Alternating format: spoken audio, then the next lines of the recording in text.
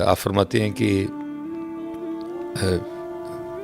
Baghdad شریف میں نا ایک قتل ہو گیا اور شک کی بنا پہ 20 بندے گرفتار ہوئے۔ اب وہ بندہ جس نے قاتل کو قتل کر کے بھاگتے ہوئے دیکھا، ٹھیک ہے، تو کیونکہ آج ہم میں کئی فرق ہیں، ٹھیک ہے، کوئی سر سے ننگا ہے، کسی نے ٹوپی اوڑھ رکھی ہے،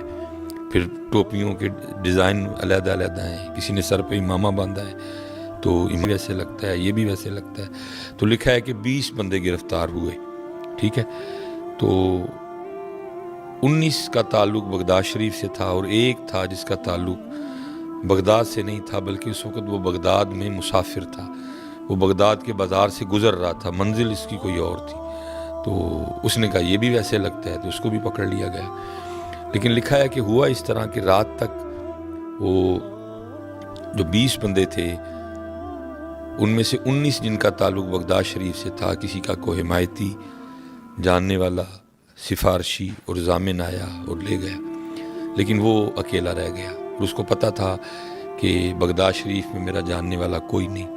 اس لیے مجھے کسی نے چھڑوانے نہیں آنا، نہ کوئی آس، نہ کوئی امید، نہ کوئی دروازہ، اس کو پتہ تھا ایک ہی دروازہ ہے اور وہ میرے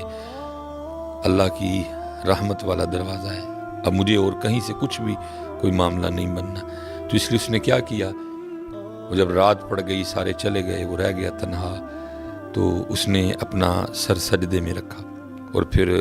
اپنے اللہ کو پکارتا ہے، اور کیا انداز پکارنے والا، اللہ کرے ہمیں بھی یہ انداز عطا ہو جائے، کمال انداز، کمال انداز۔ اللہ کی بارگاہ میں عرض کرتا ہے، رب کریم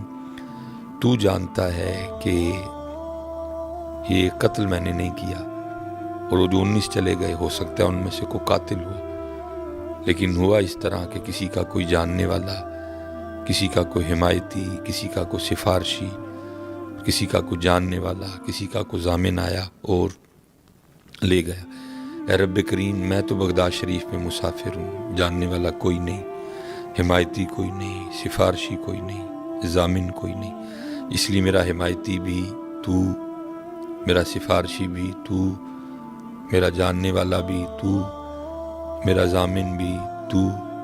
بار بار روتا جائے اور اپنے اللہ کو پکارتا جائے۔ سچ بتائیے گا کیا کبھی ہم نے اس انداز سے اپنے اللہ کو پکارا؟ جی میرے اللہ کا ایک نظام ہے، اور وہ نظام پھر حرکت میں آیا، اور وہ دور تھا عباسی خلیفہ ہارون الرشید کا، اور ہارون اپنے بستر پہ لیٹا میٹھی نیند کے مزے لے رہا تھا، اور اس کا بستر، اس کا پلنگ ہلا، ٹھیک ہے، اور وہ مارے خوف کے اٹھ بیٹھا کہ شاید زلزلہ آ گیا، لیکن جب اٹھا تو ایسی کوئی بات ہی نہیں تھی، اور کان میں آواز پڑتی ہے، ہارون تو یہاں میٹھی نیند کے مزے لے رہا ہے، اور وہاں میرا بندہ رو رو کے مجھے پکار رہا ہے، جا جا کے اس کو رہا کروا۔ اب ہارون کے دل میں یہ خیال آیا، کیا بندہ ہوگا وہ، ٹھیک ہے، سارا بغداد بھرا پڑا ہے، علماء ہیں، صوفیاء ہیں، وزراء ہیں، گورنر ہے، ٹھیک ہے، کتنے کتنے ہیں، لیکن اگر اٹھایا بھی گیا، جگایا بھی گیا تو بادشاہ وقت کو جگایا گیا، کیا ہوگا، کیا اس کا مقام ہوگا اللہ کی بارگاہ میں۔ اس لیے ہارون نے نہ سر پہ کچھ پہنا اور نہ کچھ پاؤں میں پہنا، اور اسی طرح بھاگا قید خانے کی طرف، جا کے دروازہ کھٹکھٹایا، قید خانہ کھلوایا، اور ایک ایک قید خانہ، ایک ایک کمرہ اس نے دیکھا، لیکن کوئی ایسا بندہ نہیں اس کو نظر آیا جو وضع قطع میں اللہ کا ولی نظر آئے،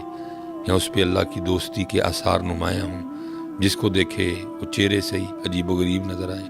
کئی بار اس نے دیکھا، کیونکہ اس کو اس کمرے کی جانب نہیں لے جایا گیا، سپاہیوں کا خیال تھا کہ شاید سارے جا چکے ہیں، وہ جو پکڑے گئے صبح، ان کو پتہ نہیں تھا کہ ایک اندر ہی موجود ہے۔ اب جب ہارون نے کئی بار کمرے چیک کیے، کچھ نہیں ملا، اور جب وہ مایوس ہو کے لوٹ رہا تھا تو وہ اس سائیڈ سے گزرا تو اس کے کان میں اس کی آواز آئی، اے رب کریم تو جانتا ہے کہ میں نے قتل نہیں کیا۔ ہارون سمجھ گیا کہ اس کی وجہ سے مجھے اٹھا کے بھیجا گیا ہے۔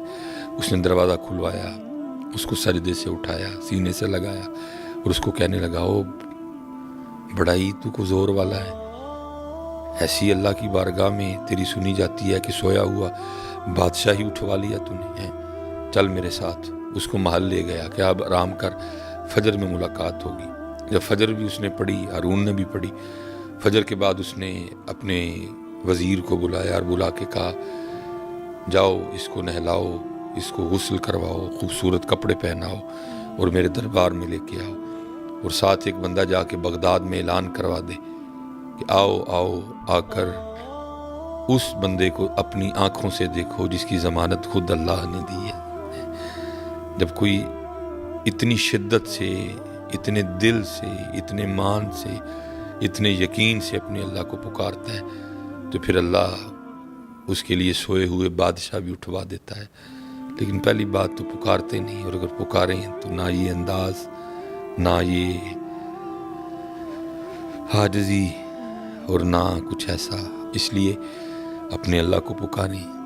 اپنا دکھ، اپنا درد، اپنی تکلیف اپنے اللہ کو سنائیں۔ میری اس بات پہ مدد کر کے میں تیری عبادت کو آسان انداز سے کر سکوں، اچھے طریقے سے کر سکوں۔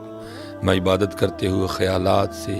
وسوسوں سے، شیطان سے محفوظ رہوں۔ میری توجہ تیری ذات کی طرف رہے۔ کھڑا تیری بارگاہ میں ہوں، سوچ کسی کو رہا ہوں، کھڑا تیری بارگاہ میں ہوں، خیال میرا کسی جانب ہے۔ آیا تیرے گھر میں ہوں، لیکن تیرے گھر میں آ کے بھی میں تیرے گھر میں نہیں۔ مانگیں اپنے اللہ سے،